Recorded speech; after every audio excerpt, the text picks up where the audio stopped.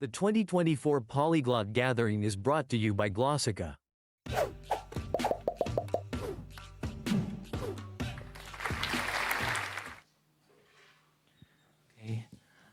Hello everyone and welcome to the last day of the Polyglot Gathering 2024. Unfortunately, it's the last day, but hopefully it will be as interesting as the other 3 days. So let's start with the presentation made by Ines Pintana, The Language of Self, How Speaking Multiple Languages Shapes Who We Are. And of course, you can use Slido to ask questions throughout the whole presentation. Now the stage is yours. Thank you. Okay, good morning, everyone. As you already know, my name is Ines, and I'm very happy and actually very surprised to see so many of you here today in this wonderful room. As you can see, actually, I'm going to talk about people speaking multiple, perhaps many languages, and how this knowledge of many languages has affected their self-perception.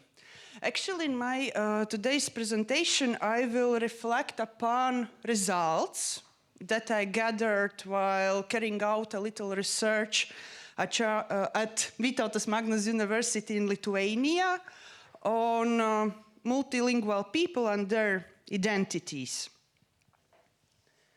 While carrying out my little research, I was curious to find out answers to the 4 following questions. The first one for sure was if there is some magic number.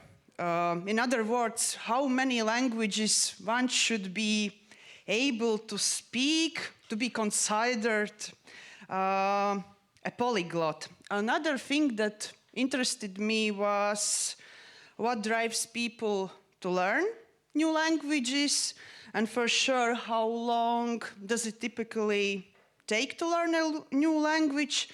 And the last thing that I was very interested in was to find out if and how language learning affects people's self-perception. So I believe that if not everyone here, but majority of you who are present today know that people's opinions on polyglots differ. In academic and popular literature, we can find plenty of various definitions, mostly differing in number, how many languages one must know in order to be considered a polyglot. So according to the first definition that you can see in my today's presentation, we can read that polyglot is someone who learns 1 or more languages in addition to his or her mother tongue for practical purposes, such as conversation or reading literary or scientific texts. The second definition defines a polyglot as someone who is proficient in at least 5 languages, including his or her native language, and has advanced proficiency in at least 1 other language besides his or her native language. The third definition says or suggests that a polyglot can be even someone who is bilingual or simply who speaks many languages. On the other hand, famous polyglot Cato Lomb, in her book Harmony of Babel, Profiles of Famous Polyglots of Europe, portraits only people who are fluent in at least 8 languages. So from this, we can conclude that basically there is no agreement how many languages one should know in order to have this title, a polyglot.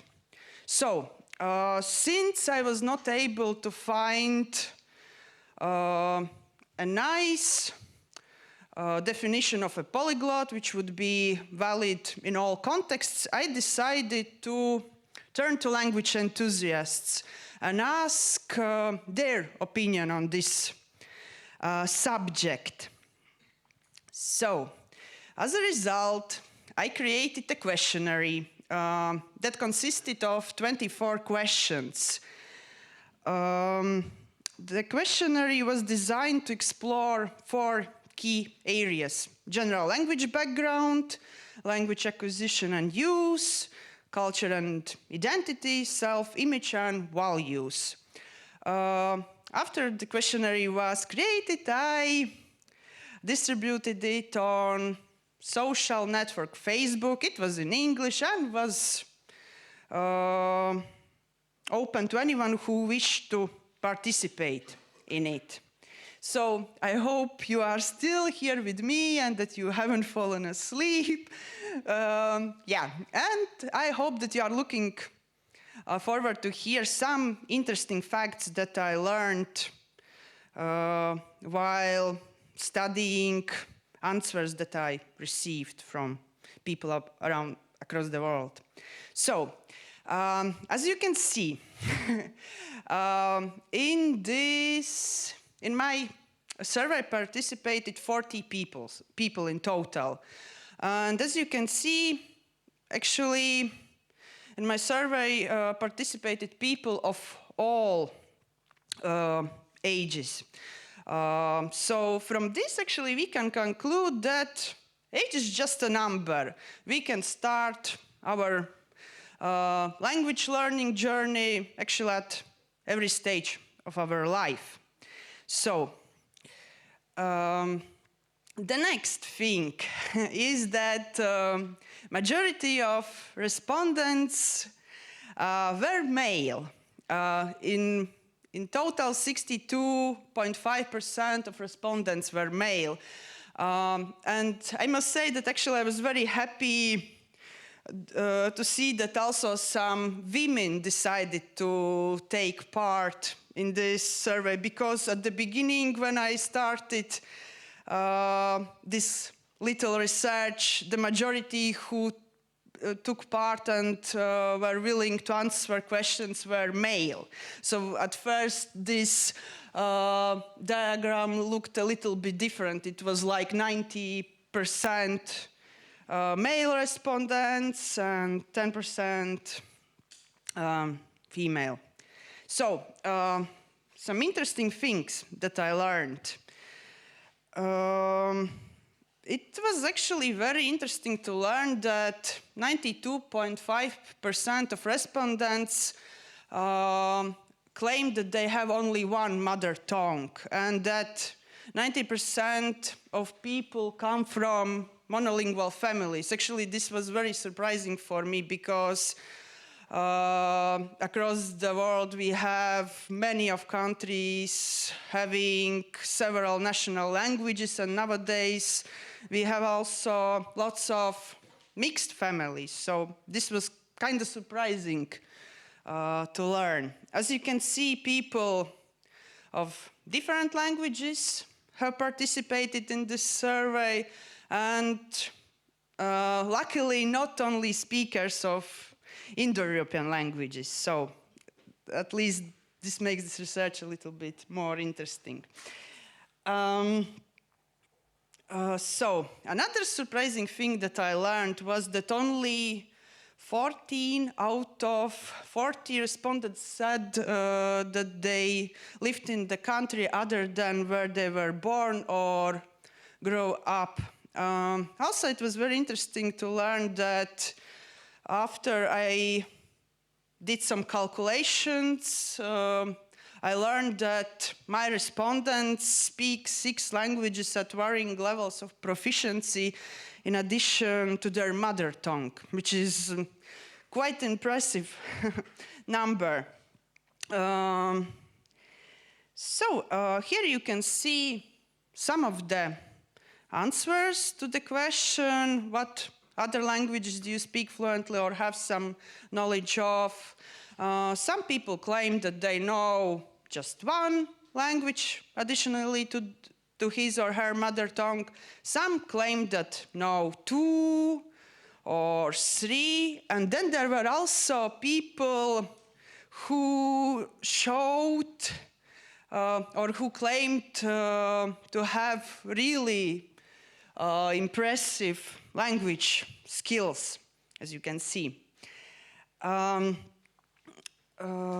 The subject or the topic what I was very interested in was to find out how people who love languages actually learn them, study them. It was interesting to see that methods among people differ. Some learn new languages at different educational institutions, on the internet, or through self-study. The thing that surprised me a lot was that almost nobody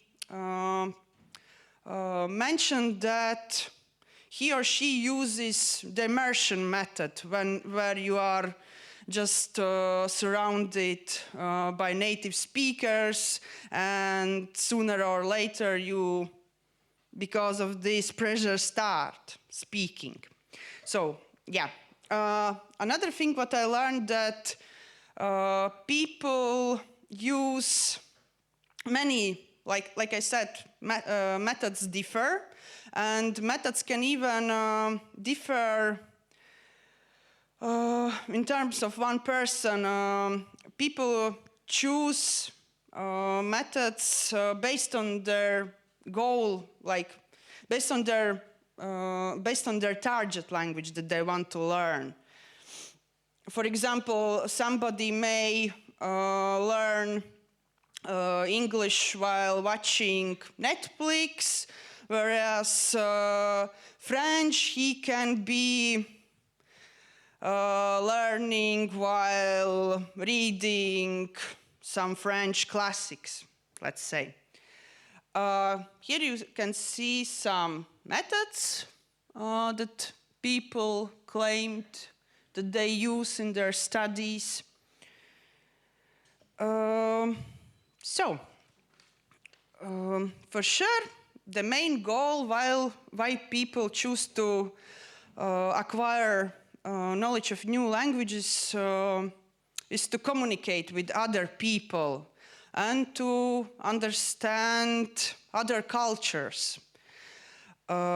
People use knowledge of their languages at home, at work, when traveling, when communicating with their friends or other people, or when finding information that interests them.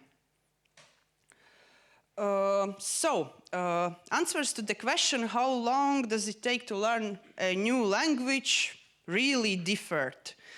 Some people claim that they are really able to learn language within 1 year, whereas some other people told that for them more realistic is to learn a new language within 3 years. And the most I loved the answers where I could read that some people think that language learning is a never-ending journey. So you keep learning the same language actually forever, because it's logical that every language evolves, and it's only logical that we really also need to improve our knowledge of correspondingly. 82.5 people, 82.5% of respondents claim that they feel more connected to certain cultures because they speak their language. Yes. And 12.5 people told that they feel this connection only sometimes. It was actually interesting to learn that 87.5% of people think that learning additional languages has changed their sense of self, and that majority of people, 52.5%, think that, or more specifically, they feel that their identity is split between different languages. Thing that surprised me as well was that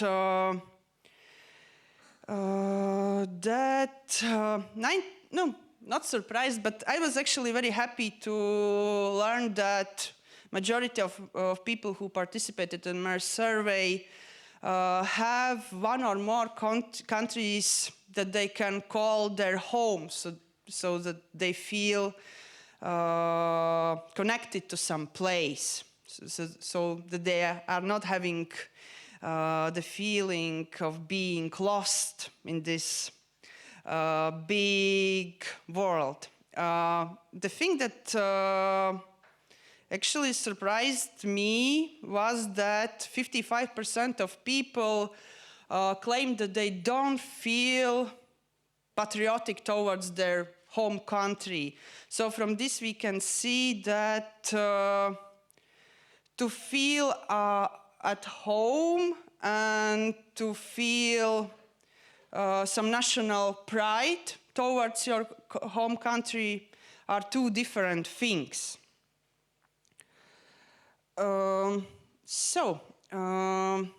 Based on the answers I received, I found out that 67.5% of respondents consider themselves to be a part of multiple cultures.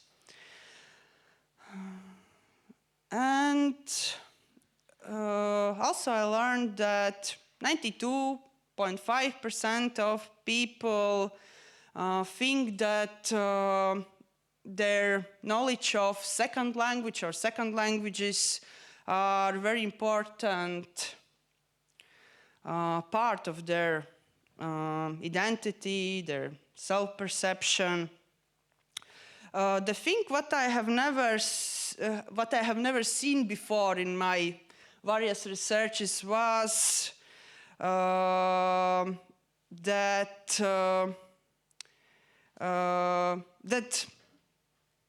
100% of respondents answered yes to some question. And as you can see, for all my respondents, languages are very important, and they actually couldn't imagine themselves, their identity, without their knowledge of various languages. So, probably what you could find interesting are the answers that I got to the question how people identify themselves in terms of language. Actually, answers to these questions, the question were very different. Some people call themselves linguophiles, multilinguals, language enthusiasts. Some people claim themselves to be hyperpolyglots, and for sure that's nice. So from these answers, you can see that perception of being a polyglot, perception of self differs among various people. So I guess the last question was or is, what makes someone a polyglot? And this was the question that I asked as well my respondents. So also to this question I received very differing answers. Somebody said that being a polyglot means to be a man of the world, or someone who has learned several languages out of choice. There were people who thought that a polyglot can be only someone who speaks 5 or more languages. And then there were also people who thought that it's just enough to have a 2-level proficiency in several languages to be considered a polyglot. But the most important thing what I noticed was that majority of my respondents pointed out that a polyglot is someone who really enjoys learning languages and does it as a hobby, not because some teacher at school or parents has forced him to do it. And polyglot is someone who is willing to connect with other people. So I'm almost at the end of my presentation. So to conclude, what is a polyglot? So as you have noticed that people's opinions on polyglots definition are very varied. So there is no thought or definition that would be valid in all contexts. But we can say that polyglot is someone who truly loves languages and is willing to focus on establishing deeper connections with people. Also, we need to take into consideration that a true polyglot is someone who is open to new cultures. He or she is not judgmental. A polyglot embraces other people with an open mind and respect. And a polyglot is a person who can be called a citizen of the world. And also you should keep in mind that there is no perfect number of languages one should know in order to classify as a polyglot. And also there is no age, there is no certain age when we can start learning languages. And also all of us should keep in mind that language learning is a continuous journey of exploration and growth, and mistakes that we make while learning new languages are just stepping stones. They are not roadblocks. And yeah, so what can I say?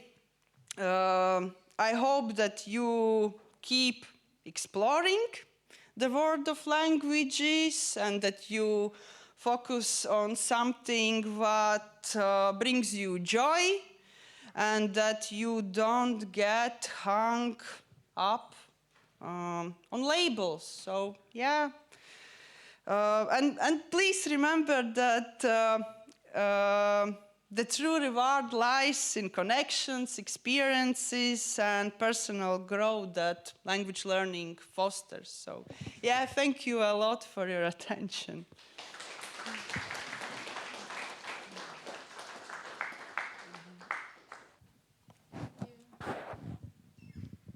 Thank you for the lecture. I can definitely prove what you've been presented to us. Actually, I'm a kind of like person of now even free identities because when people ask me where I'm from, I'm always like getting confused when I like in a questionnaire when I should choose the right answer and. So because I'm like was natively Armenian and born and raised in Russia, but now based in Prague, so the people may like contain during the lifetime the many features from our life being in such countries, such cultures, and even my friends. Notice that you may broaden your identity even if you are after traveling some countries, not only your base countries, or Czechia or Armenia or Russia. So even if my accent could be a little bit changed to the last traveling country. So yeah, it's like a kind of interesting issue. Thank you. Okay, thank you for a wonderful comment. Actually, I have the similar problem as you do. I was born and raised in Latvia, then I lived in Finland, in Luxembourg, and now I'm here in the Czech Republic. So I also have some kind of issues. And very often I don't know which is my home country, but I didn't participate myself in this survey, so don't affect it. And yeah, it's a very interesting topic, but it's more easy to write about it than to talk because of the numbers, you know. Yeah, okay. Can you define your personal opinion of a polyglot? Are you? Wonderful question. When I was younger, I thought that I know what's polyglot, but more older I get, more people I meet, the more I learn, the more I realize that I don't know what's a polyglot, and actually I can't even call myself a polyglot. I'm not that self-confident person, probably. For me, polyglot is someone who really loves languages, and he or she is not so much focused on this like magic number that you should know 3, 5, or even more languages. Yeah. The next one, why do you think there is no strict definition of the term polyglot? No, it's simple. People, we all are different, and all of us have different experiences, and that's why we can't even have the same opinion on the same subjects. It's impossible. Do people tend to adapt their personalities to the language culture? For example, if I study Italian, am I more likely to be more expressive and so on? I would say that it depends on person. For example, when I study a new language, I am not trying to become similar to the native speakers of that given language. But I'm a bit different case because I'm interested in grammar and I approach every language as a system. So, yeah, the next one. What would you yourself have answered to your questionnaire? That probably that I don't know what's a polyglot, and I probably would identify myself as someone who just loves languages. Does your own definition of who you are, polyglot language enthusiast, also change based on the interlocutor? I think that yes. What method did you use in your study, qualitative or quantitative? Thanks. So,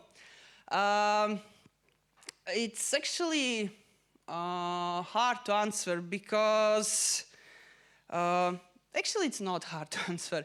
I am kind of language freak. Like I said, I love grammars and I study languages academically at various academic institutions. I love reading about grammar and learning patterns.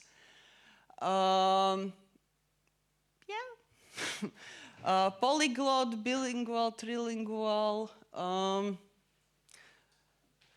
Like, what's your opinion on this topic? What's actually a polyglot for you, if somebody is willing to share his or her opinion? Like, would you agree that polyglot is someone who is bilingual or trilingual? Please.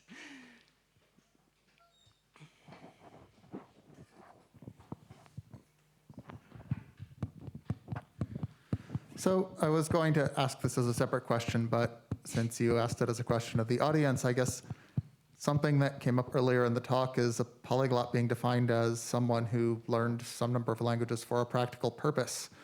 I might say that, on the contrary, a polyglot should be defined as a person who learns languages without any practical purpose, aka just because they're into them. I suspect a lot of people here will identify with this specifically because we're at PG, although I see some people shaking their heads. Okay, thanks. Other opinions? I think that semantically speaking, polyglot just means many languages. So a person, and then it is different from multilingual in the pragmatic use of the word, because in the use, polyglot is referred to persons, and multilingual typically is more referred to regions, at least in linguistics. So I think this is just a polyglot, is a person that speaks several languages. Yeah. Okay, so but now I have a question to you. I was answering to that, but yeah, what's your question? Can I ask you for your opinion in terms of the meaning of the following words? Several and many. How much is it? Oh, how much? Poly in Greek means many. Greek has dual. Plural is starting from 3. Okay. That's all. Wonderful answer. Also, because for duo typically we have bilingual. So for me, and by the way, in the statutes of the first polyglot association created in 2014, I think, in the polyglot gathering in Berlin by Conor Klein, Jan Wateha, and other people, it was stated that we considered polyglot starting from 3 languages. Of course, this is not a linguistic definition, it's just a fact.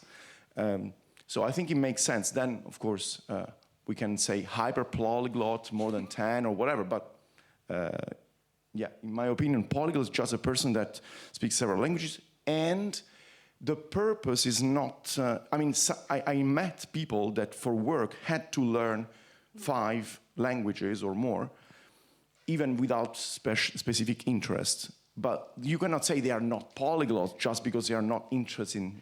But on the other hand, they had a choice. They had a choice to choose if to learn and keep the work or don't learn. So probably it was a very good job. Maybe, yes. Anyway. But thank you for your wonderful comment. Do you think we would get more than 800 attendees if we change the name of this event to Language Lovers Gathering? I think that no. From the perspective of marketing, probably it's not a great idea.